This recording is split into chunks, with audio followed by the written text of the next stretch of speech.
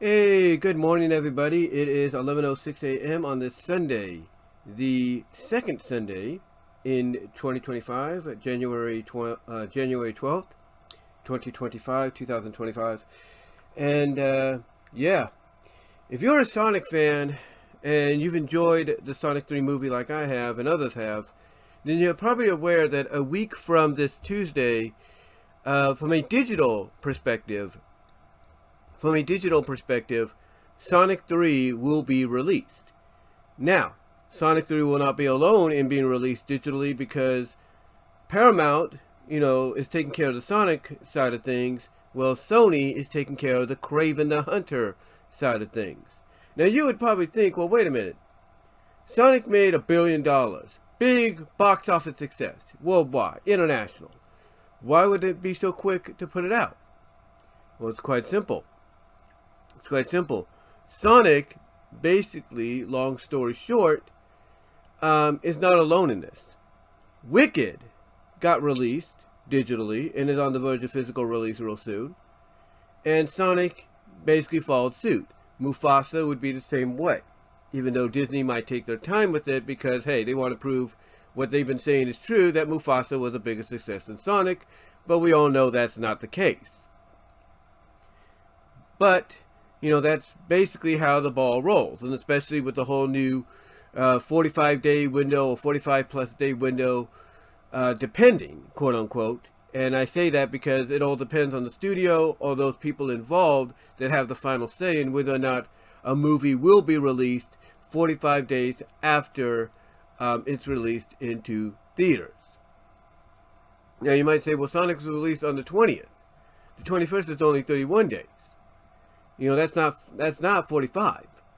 True, it's not 45, it's 31 days. But there's that agreement to where it's like, 45 days, I think they mean basically streaming wise, like Paramount Plus, Netflix, and all that. But 30 days or 31 days, they could be put onto the platforms like Vudu, like Xfinity, like Amazon Prime, Movies Anywhere, you name it. That's where they can end up, to where you can rent and purchase while they're still in theaters. They don't go full Paramount Plus, Netflix, Max, Disney Plus until almost 45 days later. That's why it takes another month or so before they show up there. I know it sounds a little complicated, but that's the truth. Now, like I said, getting back to what I was saying, we all know that it comes out, as part of the theater at home initiative, as a lot of, like Fandango calls it, Fandango once known as Vudu, Fandango and others call it, a week from Tuesday. However, you may not have to wait that long, if you will. I don't think you can have the opportunity right now, although if you look hard enough online, you could probably find it. The reason I say this is I don't know if any of you go onto X, formerly Twitter, and you follow some of the Sonic news and all that for the movies, the comics, the games, or you follow one account called Movie Shadow. Excuse me. Well, I don't know if it was them. It might have been them. I'm not really sure because I think they've done various accounts on the Movie Shadow. But apparently someone, and it could have been them. I'm not really sure because I don't think it's there anymore. But somebody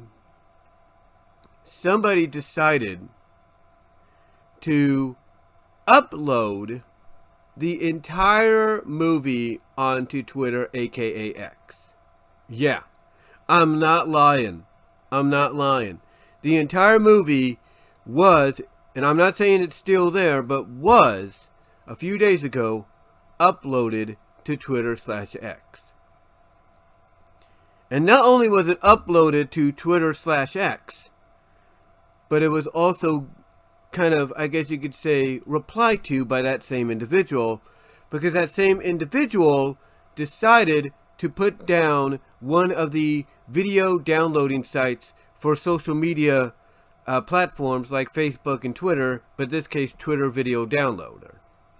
Yeah, that's what they did. They uploaded the movie, and they also replied to the upload, to the post, by replying with the Twitter Video Downloader website, so you could go to it and download the movie. Yeah, you could download the movie. Now, you could probably have downloaded it without that if you had a premium account, with X.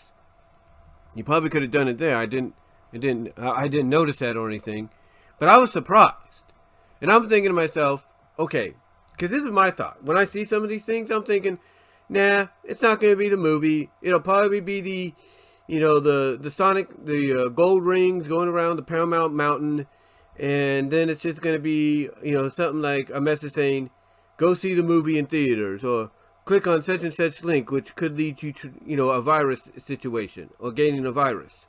So I'm thinking I'm not going to fall for that, right? I'm thinking I'm not going to fall for that, right?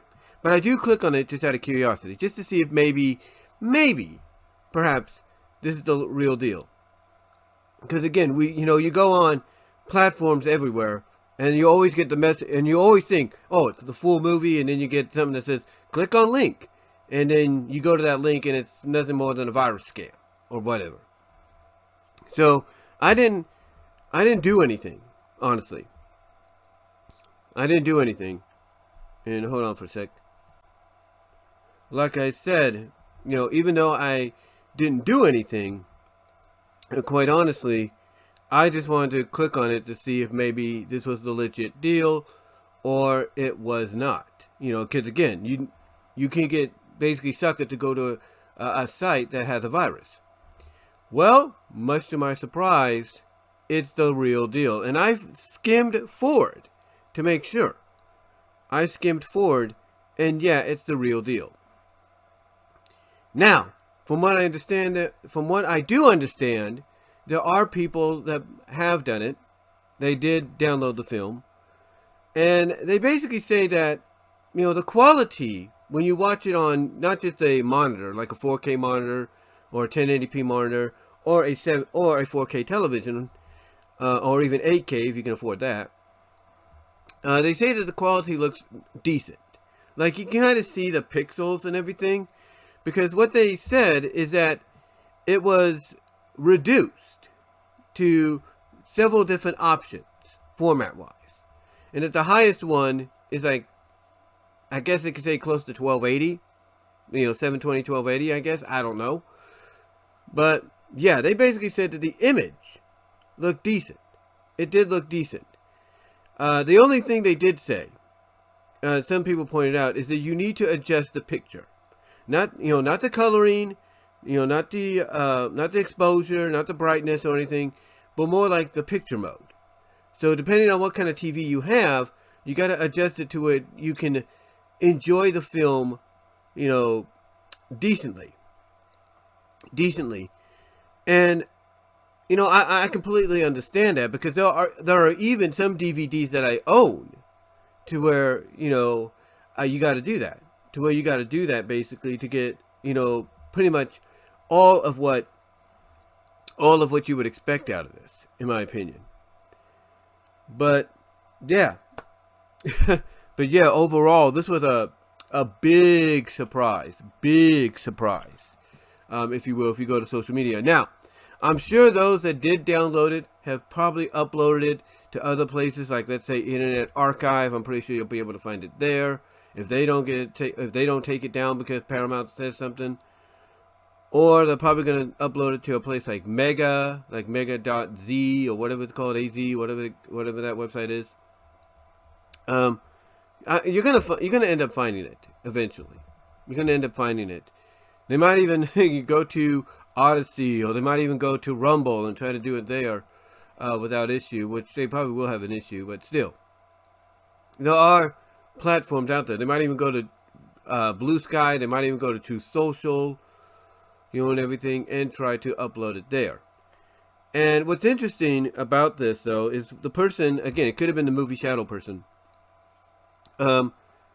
the person basically said when they uploaded this, and then replied to the Twitter video downloader, they basically said, it's here, get it as quickly as you can. Or something like that.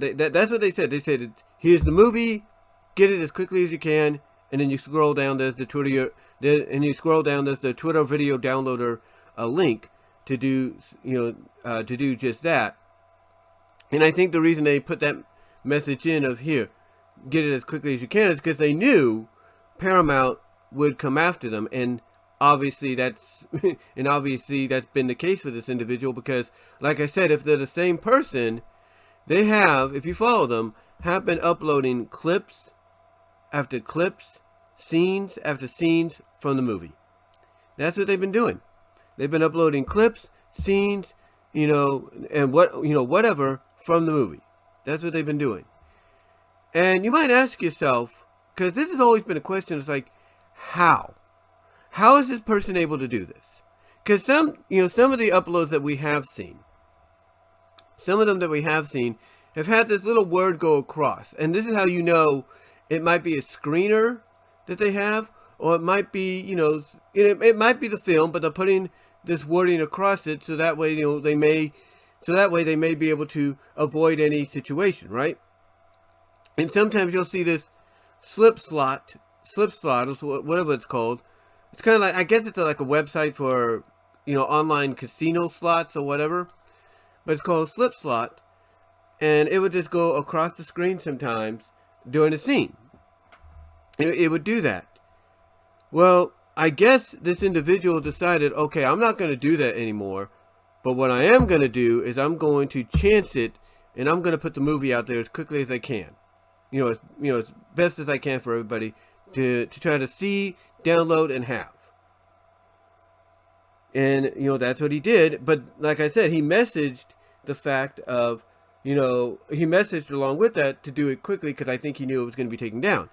But again, getting back to the question, it's like, how is this possible? The movie is not out digitally yet.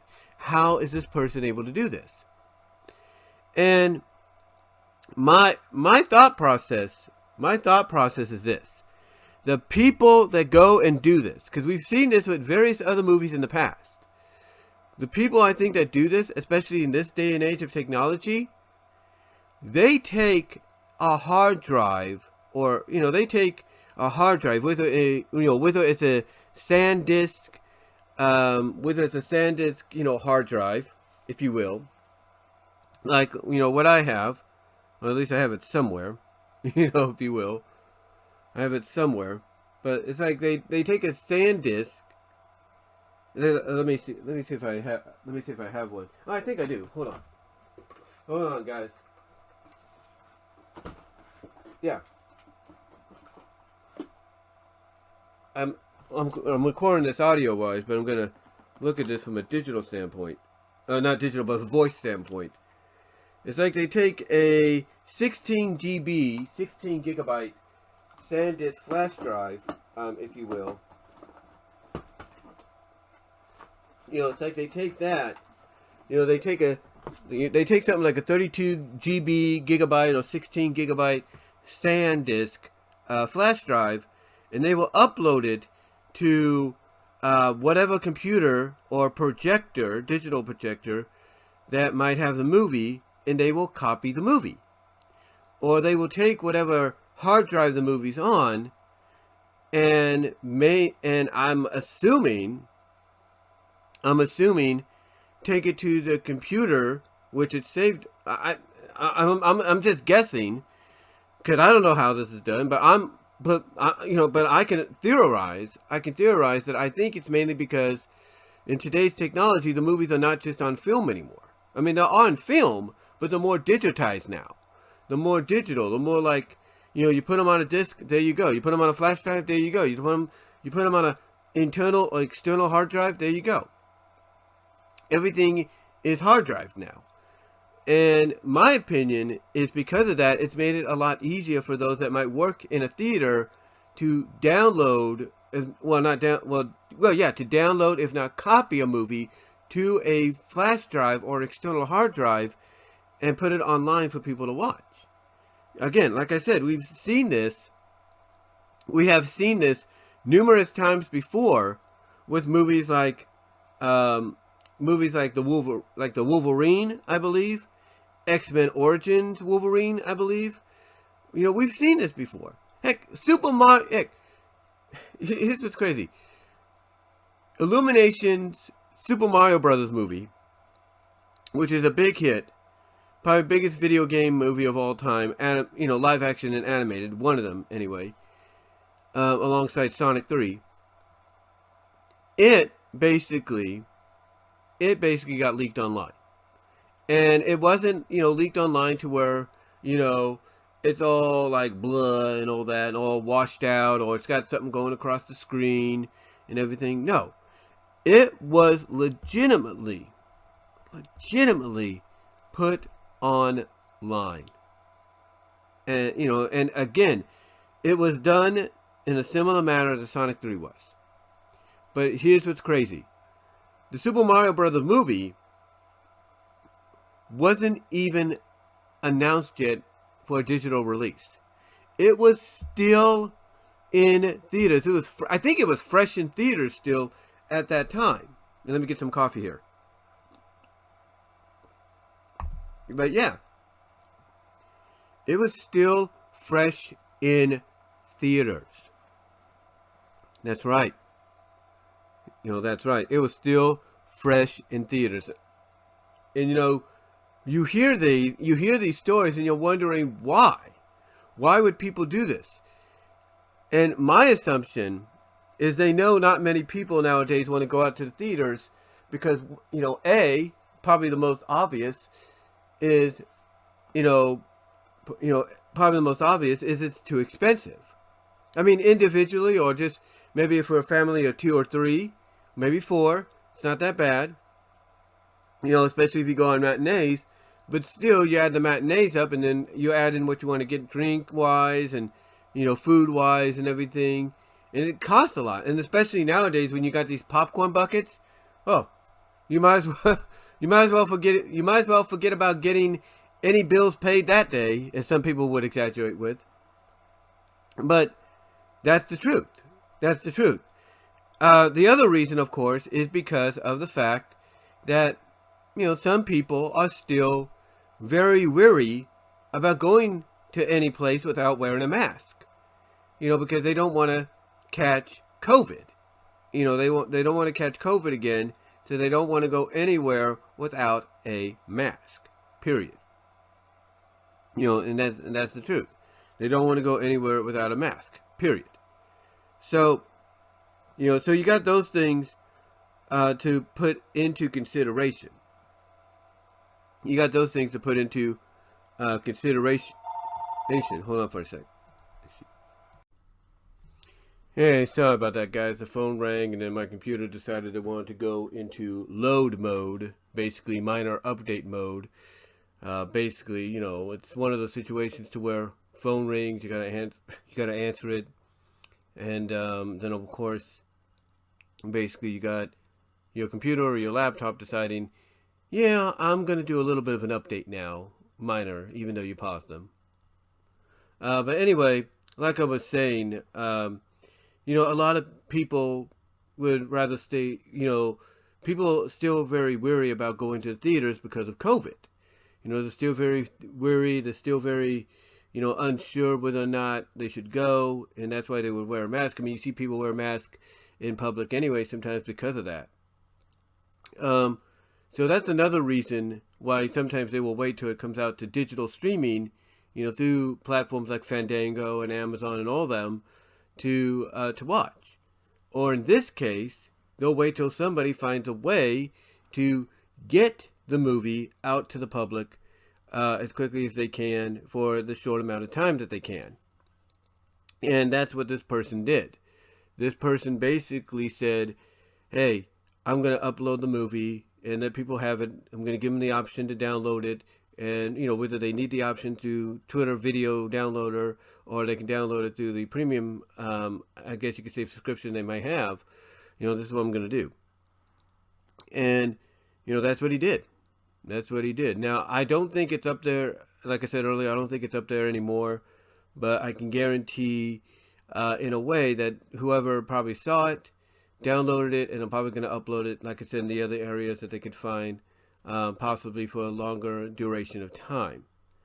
But we'll see. But yeah, a week before, a little over a week before it comes out on digital platforms as part of the Theater at Home program that a lot of them have.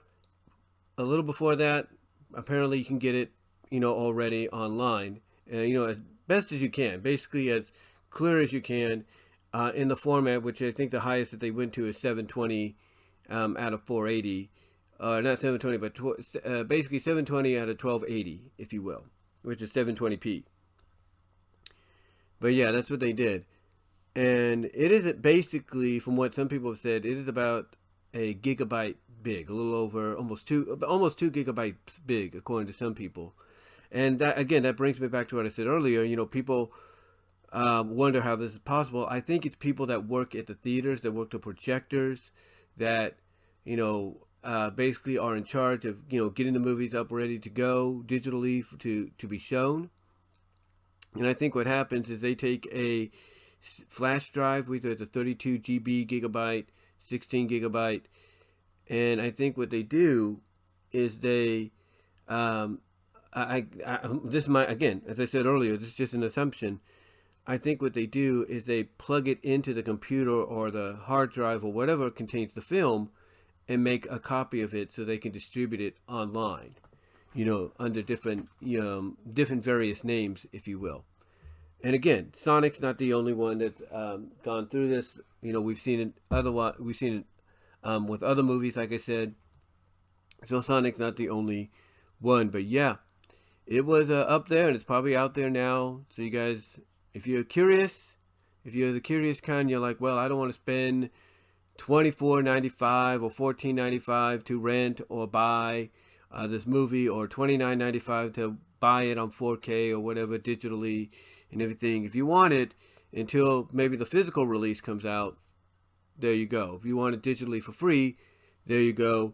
Or if you don't want to wait till maybe it comes on to Paramount Plus, there you go, as well. But that's not the only Sonic thing that happened this week. Oh no, another Sonic thing happened. And I gotta give credit where it's due to Alex Hedgefox,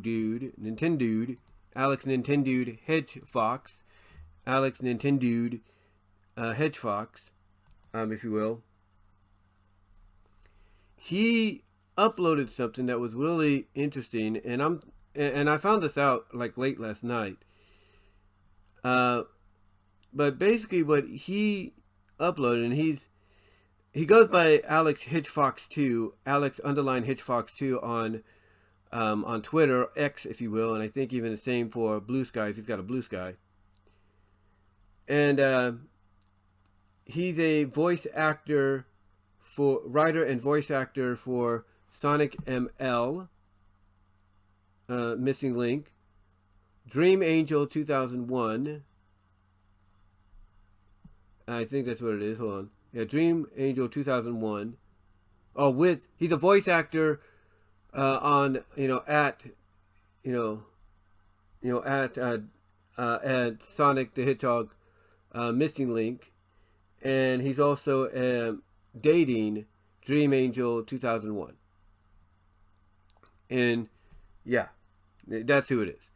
But basically, last night, about 20 hours ago as I'm recording this, this is 12:33 p.m. Here on the West Coast, Pacific time.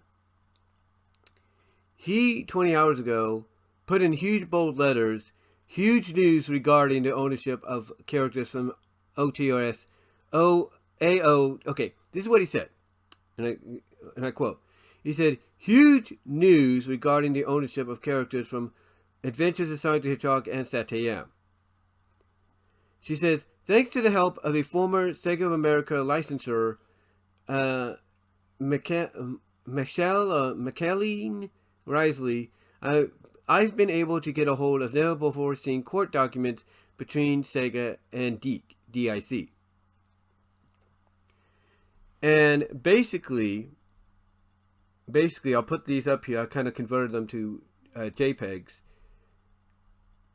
But yeah, basically, we now kind of have an idea as to why maybe the show didn't last up until, a third season. They didn't last up until a third season, if you will. And it's a 14-page document. It's very long. I'm not going to go into too much of it and everything. I'm not going to go into too much of it, but I'm scrolling through it and everything. And basically, according to Alex here, he said, and I don't know how much more he went on with this. Oh yeah, he says it's a long one and everything, and I believe him. I believe him on this. He says, he wants to start off with the most important reveal in this document, and again, I'm gonna put it on the screen so you guys can see it. He says, let's start with the most important reveal here. SEGA. Okay, let me restart. He says, let's start with the most important reveal here.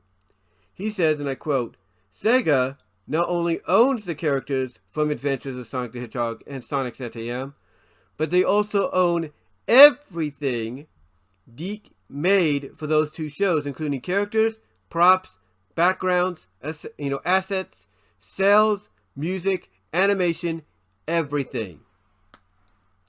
Yeah, that's what he said. They basically own everything, and this is what he put. And he basically put up some the certain sections that he wants to focus on. He said, and this is one of the sections of the document, the legal document, the court document. It says, and I quote, this is from the court document, the letter of intent provides that SEGA will... Okay, let me reread that. I'm always used to another word instead of this word. Or, basically a word being what it should be. And I quote. But anyway, getting back to what I was saying, and I quote. This is from the court document that Alex was able to provide. He says, and I quote, the letter of intent provides that SEGA shall retain ownership and copyrights of existing characters and any new characters or elements developed in any, quote, animation productions. However, it is unclear whether this retention of rights pertains to the network series, the syndicated series, or both. Further, the same Further, the same exists as to the obligations of the parties to refund all monies paid by SEGA, less reasonable expenses incurred in production, distribution, or promotion of quote-unquote the series, and B, the treatment of all work performed on the series as work for hire and as the sole property of SEGA in the event of intent is terminated, or in the event the letter of intent is terminated, basically.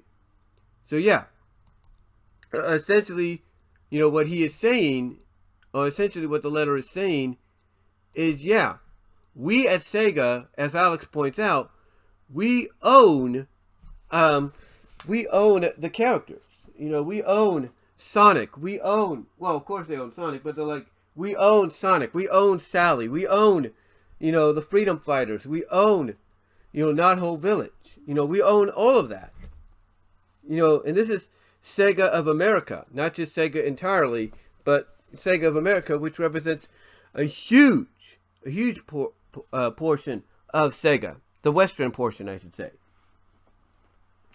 But yeah, basically, long story short, SEGA owns everything. And continuing, it says, and these are images he put up.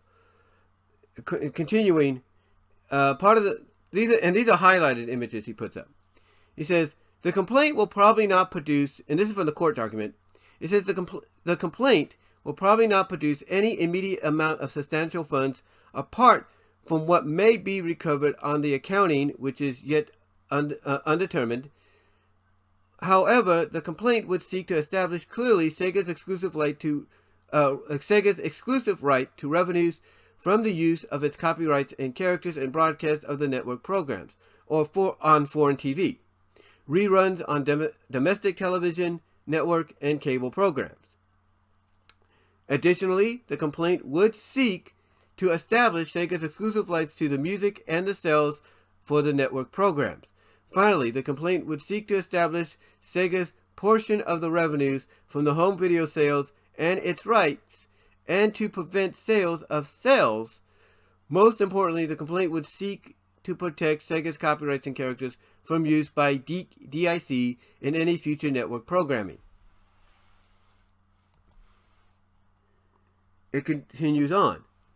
Under Section 10, under the 1992 agreement, and again this is from the court documents, under the 1992 agreement, Sega retains all ownership and copyrights in existing characters and any new characters or elements created for animation productions. In addition, Sega shall have the right to use any animation produced in the future in future versions of its video games on a royalty-free basis. Exhibit B, page 2. It says, and this is C, or this is Exhibit C, not B. Exhibit C, as of the filing of this complaint and consequential termination of the 1992 agreement by Sega, DIC has no rights whatsoever with respect to further production, distribution, or exploitation of the network series. All rights in or to which including, but not limited, excuse me for a second, guys. Sorry about that, guys. Yeah, like I said, the phone rings, you gotta answer it. But as I was saying, if I can get back to that, just went off. There it is. But as I was saying, according to Exhibit C, they say, and I quote, as of the filing of this complaint and the consequent termination of the 1992 agreement by Sega, DIC has no rights whatsoever with respect to further production, distribution, or exploitation of the network series. All rights in or to which, including but not limited to all ownership and copyrights to existing characters and any new characters or elements created for any animation productions by DIC, belong solely and exclusively to Sega. So in other words, basically, they're saying, they're basically saying here that, and you know what we've pretty much known for a while is, is the truth, and that is the fact that anything created by DIC Entertainment when it came to Adventures, SatAM, and I'm pretty sure, because he basically says he's not sure if this extends to later DIC productions like Christmas Blast or Underground, which I'm sure it does, but that anything created solely belongs to Sega. You know, you're creating a show for them, anything in there belongs to them. And it just goes on to mention that anything basically, you know, characters, backgrounds, any kind of lore, if you will, is maintained under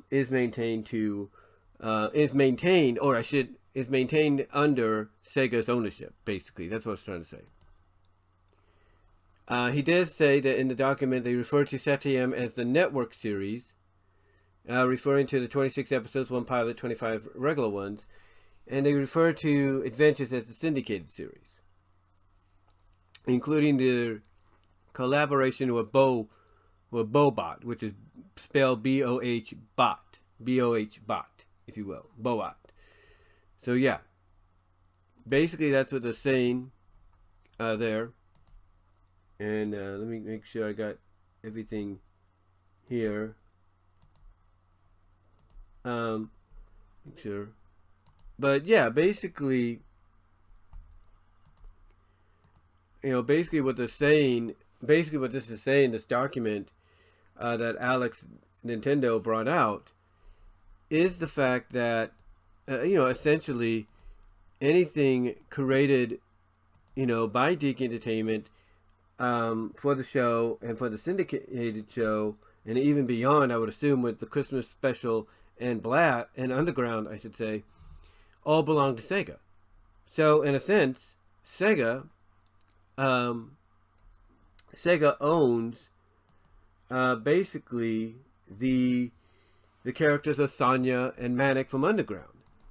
They own the Santa Claus from Christmas Blast. So they own, and that's why when you saw that stop motion of, centered around Sonic 3, Well, some people would say that Santa Claus reminded them of the Christmas Blast one, because who owns the rights to the Christmas Blast Santa Claus? I'm just saying. I'm just saying, who owns the rights to that? SEGA. SEGA owns the rights, so they could use that design any which way they want. Period. They can use it any which way they want. Period. And there's nothing that anybody could, do about that. Anybody can really do about that. Okay, just making sure about something here. Hold on. But yeah, there's nothing really much they can do about it. Period. There's nothing that SEGA, and not SEGA, but there's nothing that DIC. I'm getting a little distracted here. There's nothing that DIC could do about it. There's nothing that WildBrain, who owns DIC now, can do about it. Anything created by DIC Entertainment, and maybe if we look at it from a today's standpoint, IDW, Archie Comics, all of that is, retained as SEGA property when you think about it. Anything created, with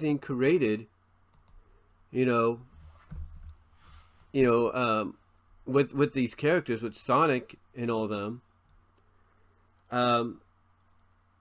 basically, and I do apologize again if I sound a little distracted.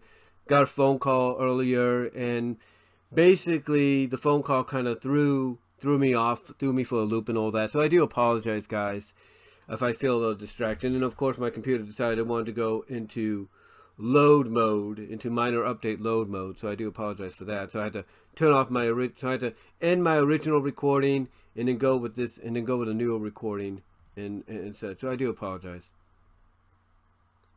But yeah, basically, that is the entire thing here, but that is basically the entire thing here, that essentially SEGA owns anything that has Sonic in it, and owns any rights to characters created that associate with Sonic, or part of the world of Sonic, like Lanolin Sheep from IDW. She's a Sonic character. She's owned by SEGA.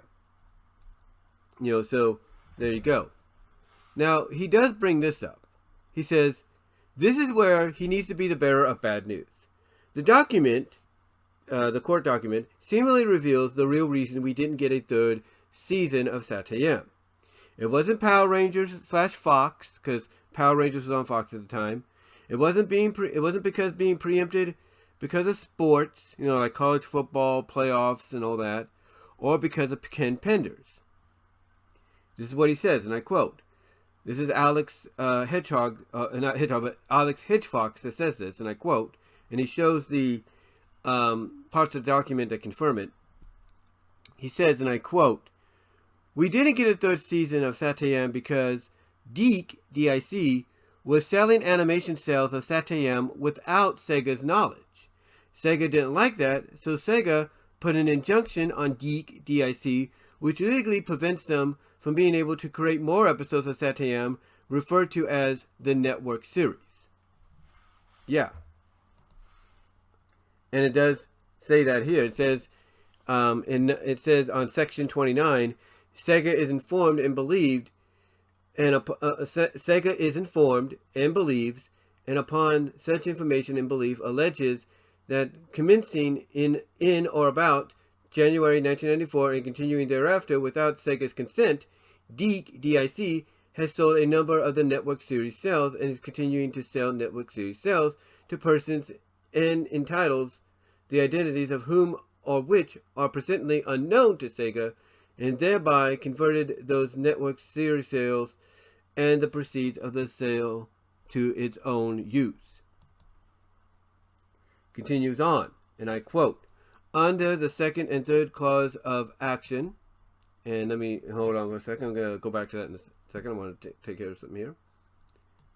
Okay. Oops, didn't want to do that. Hold on.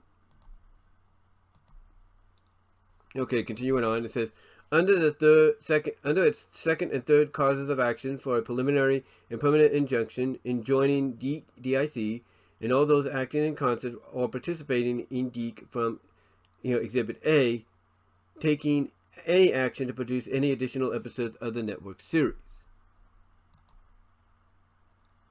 And then he gives, an example of what an injunction is. It says an injunction is a court order requiring a person to do or cease doing a specific action. There are three types of injunctions: permanent, temporary restraining, and preliminary. Temporary restraining and preliminary injunctions are equitable in nature. They can be issued by the judge early in a lawsuit to stop the defendant from continuing his or her allegedly harmful actions. Choosing whether to grant temporary injunctive relief is up to the discretion of the court. Permanent injunctions are issued as a final judgment in case where monetary damages will not suffice. Failure to comply with an injunction may result in being held in a contempt of court, which in turn may result in either criminal or civil liability. So yeah, basically, we can basically blame, SEGA, not SEGA, but we could blame Power Rangers and Fox all we want. We can blame, Ken Penders all we want, and say that they played a part in its termination. But at the end of the day, that's not the case. At the end of the day, basically, it was SEGA that stepped in. It was SEGA that stepped in and said, yeah, DIC, you just cost yourself this show. You just cost yourself this show permanently. You just cost any future production of the show permanently. Now, Alex Hedgefox does say this, and I quote, "To end on a lighter note, the quote 1991 agreement would have given DIC permission to make live-action content about Sonic the Hedgehog. Can you imagine a wacky Mario Super Show-styled series with Jaleel White in a Sonic suit?" And yeah, that's basically what he said. He said, and I guess this is early on in the court court case, that basically they would have allowed the idea for more additional programming, from the 1991 agreement. But yeah, unfortunately though, that's pretty much why the show ended. Now, like I said, some can come out here and blame Ken Penders. Some can come out here and blame Power Rangers and Fox and ABC preempting the show because of sports and such. And that's fine. They probably all did play a part in their own way. But according to this, the main reason wasn't just them, because again, you can come out and say, yeah, they played a part, in their own way, and they probably did. But according to this, it was DIC themselves that pretty much shot themselves in the foot and caused them to lose out on airing the rest of the show or continuing on with a third season. Now, here's what gets interesting. We don't know. We don't know. Apparently this is 95. And we don't know when they were issued this injunction or this whole thing went down. It could have happened during the progress of season 2. So if I was them, if I was DIC, and knowing that, hey, I'm not going to be able to do this third season, I would have basically said, okay, let's edit, let's take the original ending for for Doomsday, and let's edit out that last part with Snively. Let's edit it out and just end with Sonic and Sally kissing, and then that's it. And if they would have done that, perfect. Great send-off. Great send-off. But they didn't do that. They decided to keep it as is, even in reruns, and even through the USA Butchered run that it had, and so on. And internationally, they decided to keep it as it was.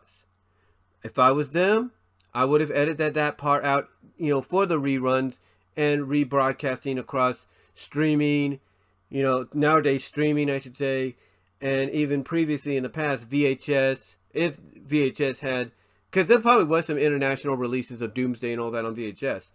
But for international rebroadcasting, reruns and syndication, USA and all that, I would have said, we're not going to put, this show, not put the show, look, I'm getting a little tongue tied here. Hold on, guys. Hold on. But basically, like I said, they should have made the decision of, okay, we're not going to do this. We're not going to keep it as is. We're going to cut off this ending and just end it with Sally and Sonic kissing with fireworks in the background. And then that's it. If they would have done that, perfect. They didn't, though. They decided to keep it as is, which is why you have groups like Team Season doing what they're doing because of that. I'm pretty sure Team Season is hearing this, has read this, and they're like, so wait a minute. They could have, if they'd known this was going to probably happen, because again, we don't know when it was injunction to them, probably during the broadcast of the show, which they had to commit to finishing and showing later on. I'm pretty sure Team Season's like, so wait a minute. They could have fixed this, edited out that ending, that cliffhanger, and we would have been cool. But they didn't.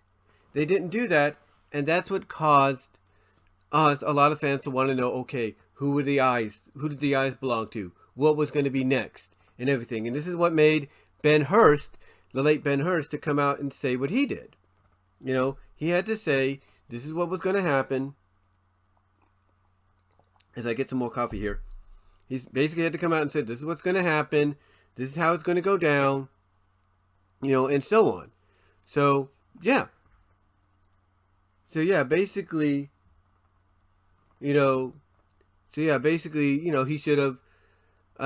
but DIC, the people in charge, like Andy Hayward, Robbie London, all them, should have gone back and edited out that cliffhanger, so that way the show could have just ended that way, peacefully. It could have just ended peacefully, and there'd be no reason to want to see a cliffhanger, or not see a cliffhanger, but see a continuation and all that of the show.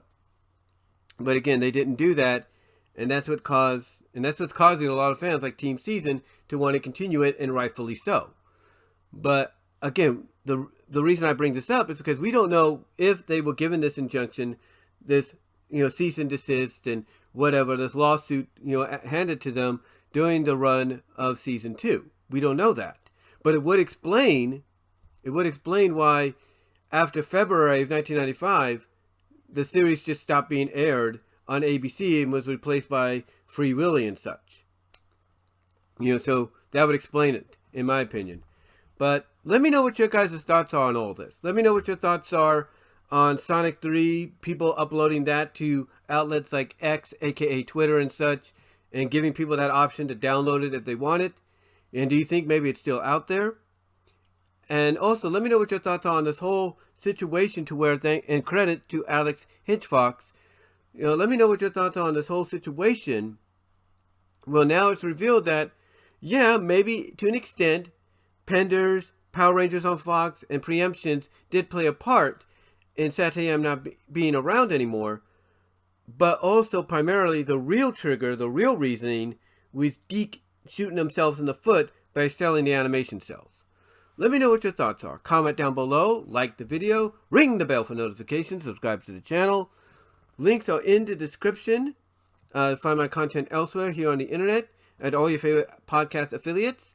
Also check me out at rumble.com at BWRoses, odyssey.com at BWRoses, deviantart.com at deviantart.com at BVW1979, and inkmoney.net at BWRoses. And also check out the Teespring store for merchandise you can't get anywhere else. Links are in the description.